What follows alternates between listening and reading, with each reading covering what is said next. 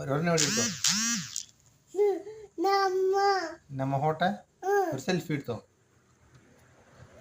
Selfie അങ്ങനെയാ ഇങ്ങനെ.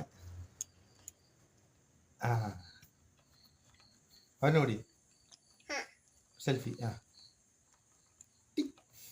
പൂച്ചയുടെ കൂടെയുള്ള സെൽഫിയാ.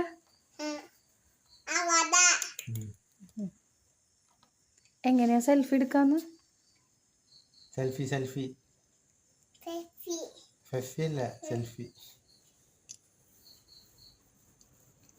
ഫോട്ടോ നമ്മ